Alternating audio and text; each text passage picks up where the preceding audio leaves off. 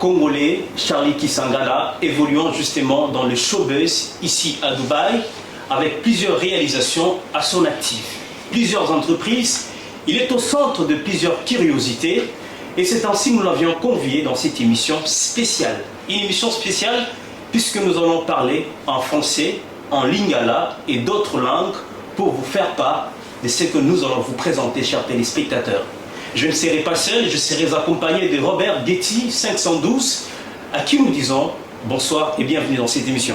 Bonsoir Patient Baraka, j'espère que vous allez bien. Tout va très bien. Je salue également tous les téléspectateurs qui nous suivent maintenant sur Bossolo dans Dubaï TV. Donc, Bossolo dans Dubaï TV. À chaque fois, on a une présentation en français. Yo, Bossolo dans Dubaï TV, mais bon, français. Donc, Bossolo dans Dubaï TV, Toye Lelo, la Patient Baraka, pour une émission spéciale Oyo, Tozo Yamba, M. Charlie Kisangala, comme Patient Baraka l'a très bien dit. Donc c'est tout à l'heure, on a retourné ma question à expliquer la réalité est belle. Nous étions avec lui la fois passée, il a parlé du concert du grand Mopoko Koffi Olomide, il a également parlé de son entreprise, après si conseil par Mastane, question est belle, rumeur est belle, Yamoto Yambe pour la deuxième fois pour encore avoir de précisions sur les questionnaires de téléspectateurs. Alors, cette émission sera justement autour de quelques questions à polémique. La rue a justement quelques paroles, quelques appréciations. Et ce qui se dit tout bas, un peu plus haut. Puisque nous avons besoin d'atteindre quand même satisfaction à téléspectateurs, mais aussi certaines personnes impliquées parfois dans la réalité. Il y a vu Nabiso. Eh ben, sans plus tarder, nous allons faire part notre salutation au DG Charlie Kisangala. Je l'ai dit très bien, il est DG de la société Mama Chimène Cargo, à qui tu ça vraiment ma salutation chaleureusement. Bonsoir à vous. Bonsoir, Baraka. Vous allez bien? Ouais, ça va, vous allez bien. Je vous allez bien. Tout va très bien. Merci. Un plaisir de vous recevoir dans cette émission. Puisque tout ça, ma question est belle vraiment par rapport à la vie à Bino, par rapport à la vie professionnelle, par rapport également à marché à Dubaï. À un certain moment, qu'on posait Bino ma question, c'est vrai ça pourrait un peu vous faire fâcher à un certain moment, mais tout ça, on a la possibilité, on a tout satisfaire les téléspectateurs, on a Bisso partout, à Lubumbashi, à Kinshasa, vous nous regardez sur nos plateformes légales, cette émission, c'est sans filtre qu'on aura à présenter Robert Getty. Voilà, c'est parti déjà pour la toute première question avec M. Charlie Kisangala. Déjà bonjour et bienvenue une fois de plus. Merci. Merci d'accepter notre invitation. Aujourd'hui, il y aura aussi des interventions. Il y a un terrain, à Dubaï, il y a la rumeur, il y a la spéculation par rapport à une entreprise. On a plateau, on a David, on a plateau, on a Béni Madeko, et puis on a un très grand influenceur congolais que vous allez découvrir. Je ne vais pas le présenter, mais vous allez le voir avant la fin de cette émission. Alors, M. Charlie Kisangala pour la deuxième fois, tout ça avec l'émission Nayo. Bon, on ne pouvait pas imaginer qu'il y aura un retour et que vous allez bêler. De ton côté, un retour par rapport à l'émission, chrétien, le bel ou bien. On se sentit que oui, l'émission est Kitoko. Ou bien un moment, on s'est reproché à quelque chose par rapport à l'émission la fois passée.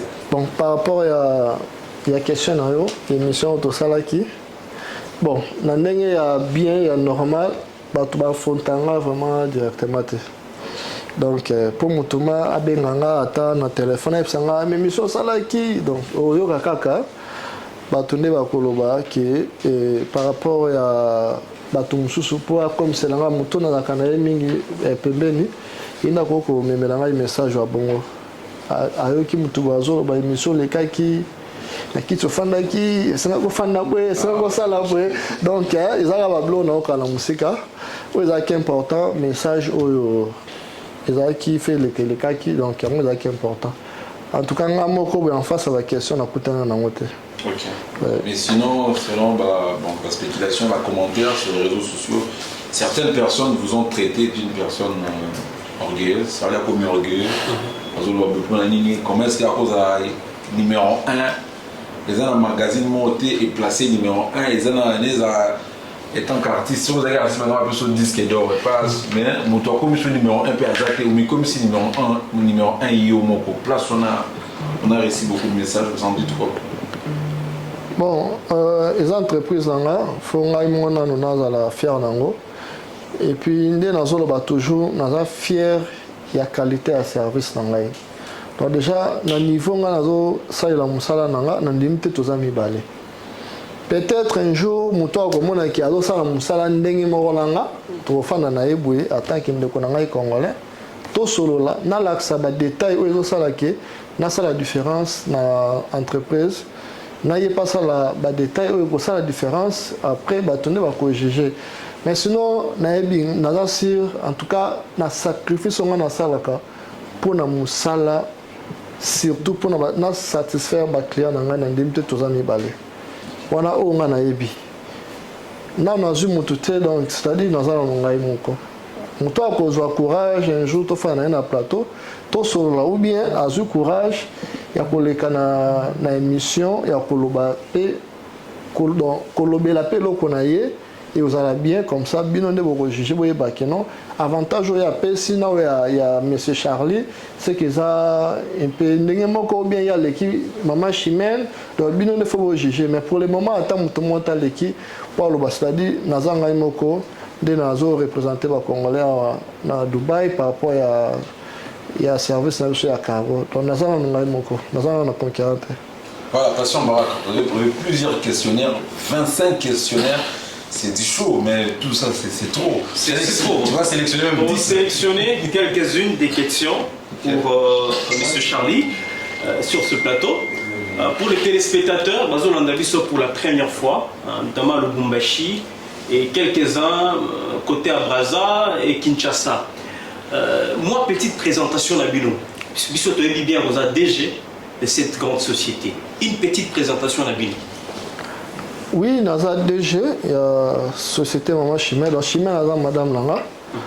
On a PC en beauté. Donc, moi, c'est Langa. Il y a qui est comme entreprise comme par rapport à rancune ezala on a terrain à Dubaï donc to vivaka un peu na boma na po wana kuna régner donc na ki da ko comprendre loko wana yango sala ki nazonga na sima moi na sala Charlie Cargo Service ezate na pesi Chimène Cargo Service et na sala Chimène Cargo Service et ça li confusion totale ça ya Chimène tout ça na moment on a nazo profiter na sala musala ya malamu ba yebi loko parce que na service va découvrir que en tout cas musala les sala makuna et puis nande toujours avancer le lot donc stratégie za la kibongo maintenant yebi que zelo na biso ezelo konanga ezelo ka madame nangai tozala mutum susté par rapport à nous.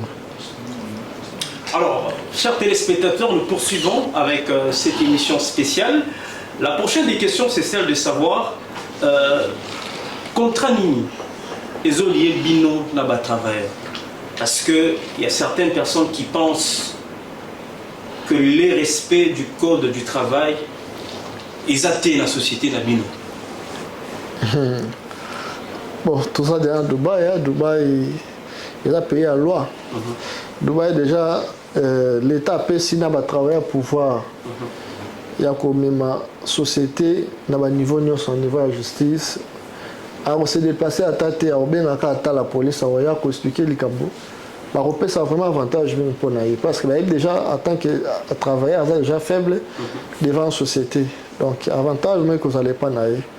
En tout cas, pour nous éclaircir le dossier, c'est que toujours travailler vraiment dans la loi, toujours respecter 10 heures du temps de travail. La loi de Dubaï Zoloba, en tout cas, tout peut travailler dans le bureau. Il y a un contrat de travail dans le bango, et puis il y a une résidence dans le bango.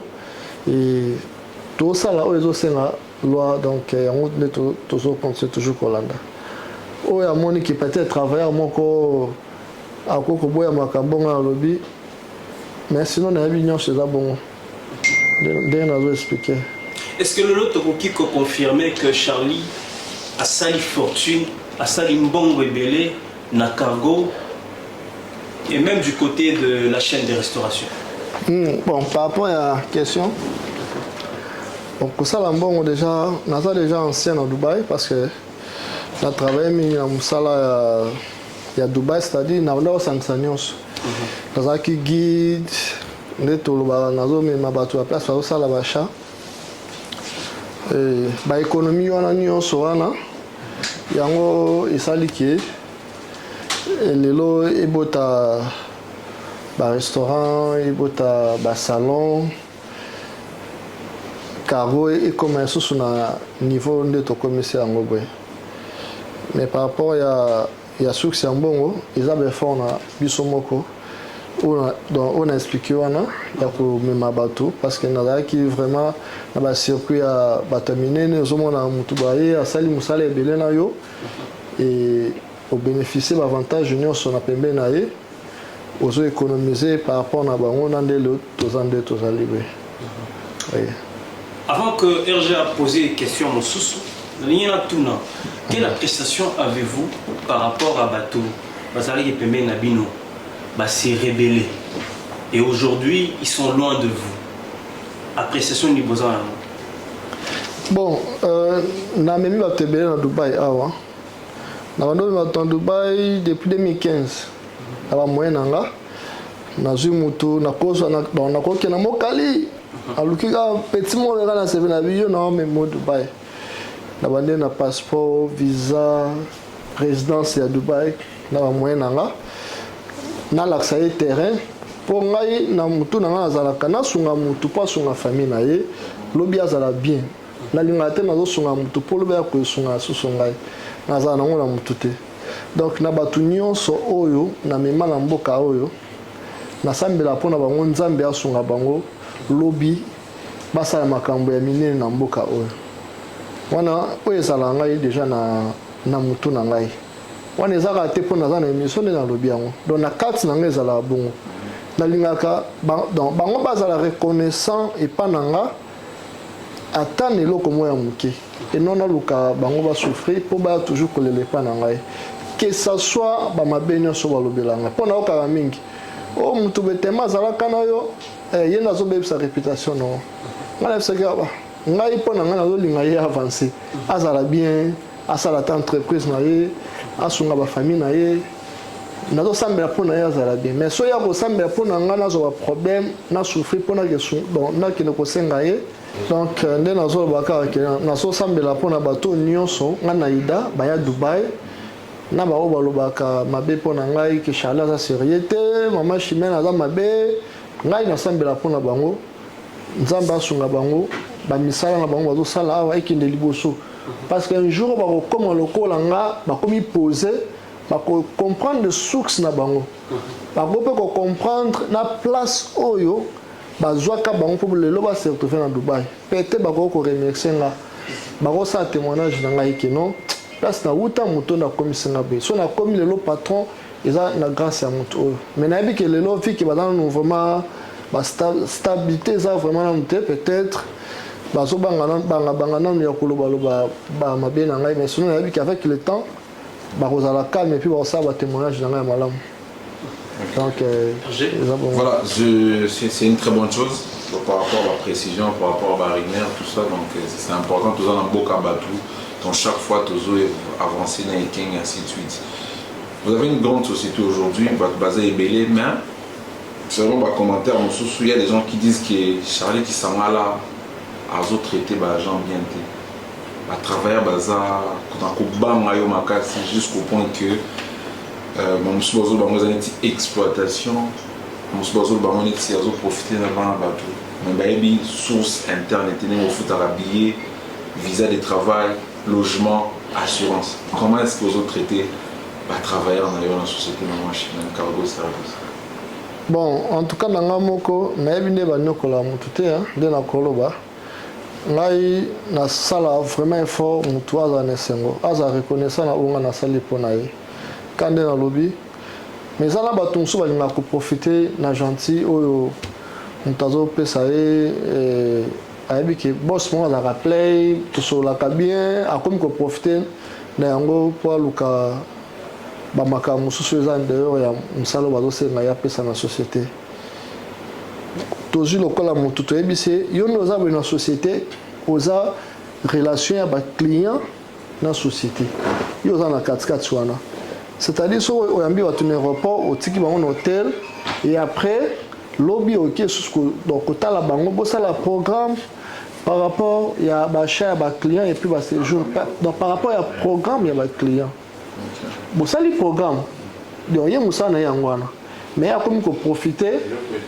ya okende kosalaka bamisala na ye mosusu et après azokosala kaka non nazalaki na baclient soki otuni baclient ngo banani baclient ngo bazoyebana te ono ka baclient mais aza salarié na société aza na salaire azobénéficie baavantage nyonso logement nyonso ya société mais azorespecte te tant oyo eza airfort apesa mosala na société ye azosala yango te donc eza babiloko oyo soki tozoremarke travailleur azose comporte bongo azala na basuspension oyo tokopesa ye so akocontinue toujours azoka te todeside tokata contrat na biso ye na biso mpo atika kosambaka ndemo privé ozomona mais à part wana togarde toujours la bonne relation na biso na ye mais à part wana en tout cas na limité travailleur moko azoleka palo bakeno awa bazoexploite bato vi ke bazolongola bango na Congo bana bango na Dubai c'est que bazosala mpo banyokola bango en tout cas nano ayoka yango te ka ndenge posé ngai question eza bien mais nasenga toujours batravailleur na ngai nasala nga parfait te so eza ke eloko moko nazosala ezosepisa yo te okopo koluka nga kosola na ngai en tant que frère na yo en tant que grand frère en tant que petit frère ospike ngai na oyoka na koétudier so mpenza baraison nakoki kopesa yo en tant que bato nakoki mpe kospike yo eloko esalaki ke nakoma na niveau wana eloko esalaki ke naganga tu wana tokoki kosolola epuis tobongisi eleki toavance na makambo ezoya eotikala te lokola mwa guerre moko rebelle non toza na besoin ya kimia parce que toza déjà na plus de 100 travailleurs donc kogere bato en tout cas eza eloko mo eza facilité mais nzambe asunga mpe bango bazala na esprit ya ke soki problème toye tosololi eleki toavance na ngonga mosusu. Voilà, c'est très important de continuer dans l'émission Nabiso. Avant tout, il y a un intervenant. La question est très importante. Aujourd'hui, dans Dera, ce Bozo Tambola, les gens sont tout autour, Bozo Tambola. Vu que l'entreprise n'est pas plus de 100 travailleurs, on a vraiment ébellé, loger, les nourrir, les payer, frais à assurance, tout ça, c'est beaucoup de choses. Avec beaucoup de filles qui se trouvent dans l'entreprise, des très belles dames qui ont de très belles tailles, qui sont jolies, qui sont naturellement belles, j'allais dire. Mais ceux qui m'ont demandé quand une jeune fille, il y a un moment chimène, un petit moussala aux ondes, un paiement. Oui, garçon, Colanda Fiona, ça y est pas, voilà, c'est à Charlie. Dera Mobimba, Bazo, point wana. Bon, de mon côté, on est protégé, de votre côté, pour ceux qui ont dit, Colanda était, on va passer à Charlie. À chaque fois, les gens disent ça. Vous avez déjà entendu parler de ça. Et puis ils disent ça pourquoi? C'est quoi la vraie version? Ils veulent vous mettre un Salomon ou quoi? Qu'est-ce qui se passe exactement? Bon, ngala na yoka yango te, mais nde yo lobi, peut-être bato bazoloba yango. Na ba staff na nyonso ya basi minere aza te na si baza déjà bamagere bayebi déjà mabele ya malamu. Déjà kozwa mutu na Congo koya na ye na Dubai, c'est-à-dire quelque part ozosepela lobi azala bien, ozosepela na bonheur na ye. Nayebi te oyo elekela bango kuna ya babenganaka, mais sinon oyo nga na kosouhaite na bastaff na ngai ya basi oyo bato babengaka bango, nayebi te comment barépondaka bango.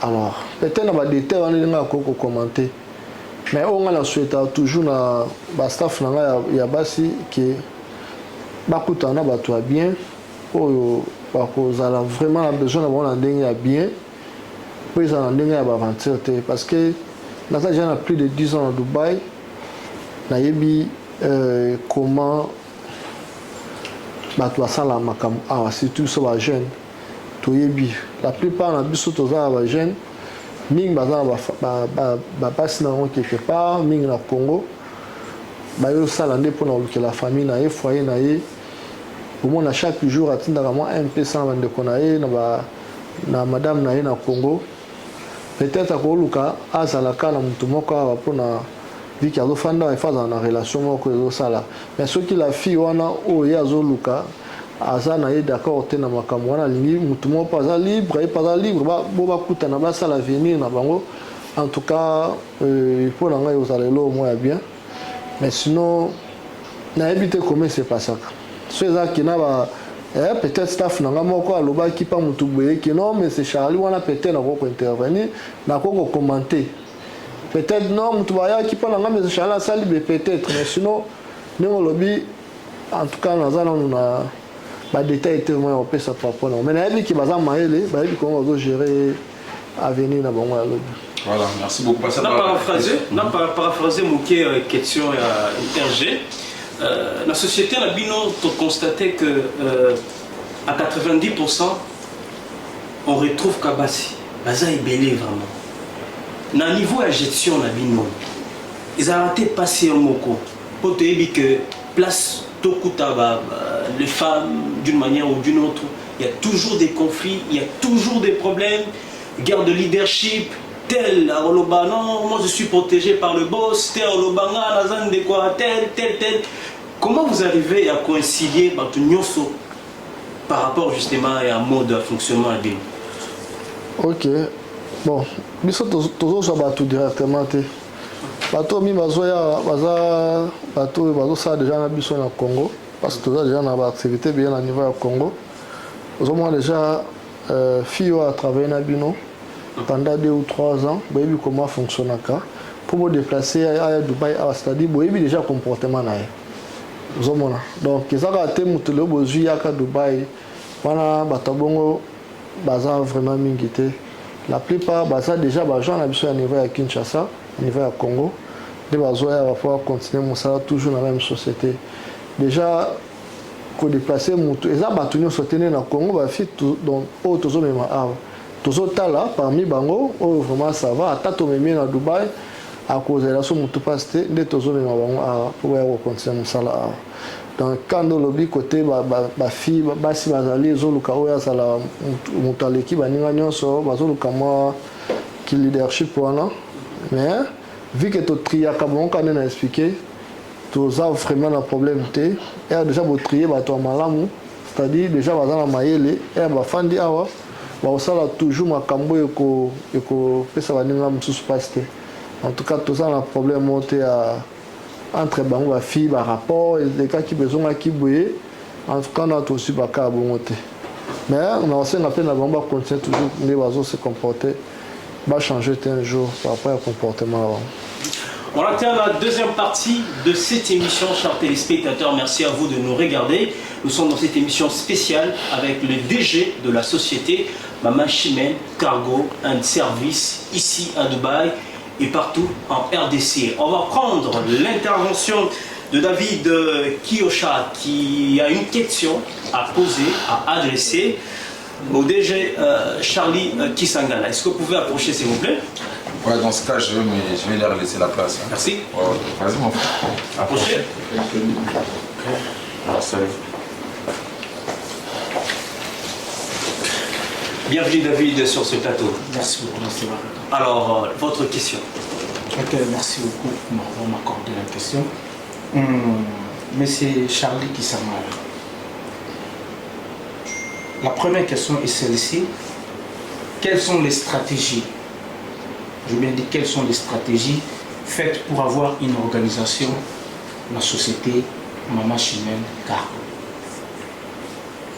Bonjour M. David.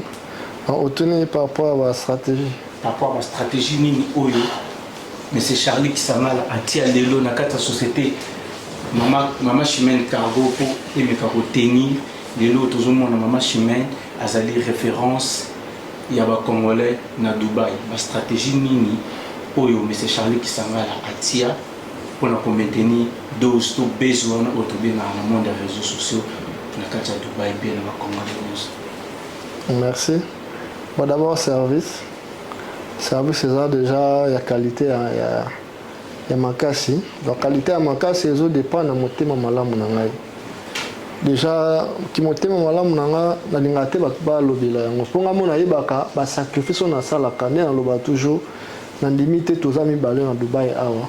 na service na biso ya cargo na musala na biso ya cargo na limite toza mibale oyo tosalaka sacrifice oyo mama Chimène asalaka mpo na client na ye na limite toza mibale yango eza d'abord première stratégie oyo client ye amoni service ndenge bandaki na nde bazosolola na ye ata mpo na prix ya eloko ya ye otika na cargo yango eza déjà stratégie donc vérité wana bazoyebisa ke non oyo eza dernier prix et puis eza na papier so osigné oke na copie soki togarde copie c'est-à-dire vérité service yango nde ya stratégie toflataka motu te mpo toyebisa ye lelo 5 toyebaki apesana na po lobi ekoma 7 toyebi yango te donc qualité ya service et puis toyebi ke ntina suka ezala bien par rapport oyo tosengi ye yango nde secret na biso dans vérité. Ok, merci beaucoup, merci Charlie Kisangala. La deuxième question est celle-ci. Toyo qui vraiment moi tu vas lobby ébélé. Tu vas lobby de part et d'autre. Moi en personne, quand toujours dans la ville, comment tu vas marcher dans le là. La deuxième question est que pourquoi M. Charlie Kisangala alingara toujours pour travailler dans les Congolais venant précisément du Congo? C'est-à-dire, M. Charlie, la plupart des agents qui travaillent en Mama Chimène Cargo, baza nouveau venu pour Baouti Congo, juste dans la société à Mama Chimène Kosala. Et pourquoi Alinga Kosala na bango? Quels sont les avantages au bénéficiaires tant Kosala na ba nouveau venu ya pays na propre la République démocratique du Congo? Bon. Par rapport à système wana dès qu'on a rebaki toza déjà dans la société à monene na Congo toza déjà na ba gens ebele na niveau ya Congo puis bato wana to umel déjà na bango toza ba staff ba travailler déjà na Congo to sena bango ba 5 ans to ça bango mosala donc déjà bo faina mutu 5 ans c'est-à-dire boyebi déjà ndenge azalaka donc ils ont l'avantage déjà bozolunga bolongola ye na Congo à ce na pays mususu kaka na même société déjà boyebi mutu onenga se comportaka ils ont déjà avantage pour na biso kozwa mutu awa eza mabe te mais kozwa mutu peut tozo engager bato ba coiffeur nyonso baza bato ya awa mais na ba service ya domaine na biso déjà bayebi comment to fonctionnaka na domaine na biso donc moyen tozwa susu mutu awa te lelo tondo la seno Mama Chimène ezaka un après un okende non. Déjà, ils ont avantage que vous avez depuis longtemps, avec le système, il y a un système qui fonctionne. Il y a des avantages. Tout le monde l'appelle à Congo pour l'information. Donc, à Dubaï, ils ont à Congo. Tout le monde appelle à Congo, ils ont à Dubaï. Il y a des stratégies. Ils ont pour les mais ceux qui ont un jour à compter, vous avez besoin de travailler dans la machine. Tu peux avoir une chance. Ce qui est opportunité, c'est que Mama Chimène a engagé le staff. Il peut travailler dans la partie awa. Mais pour le moment, toujours dans le Congo, pour déjà dans la entreprise de Mama Chimène.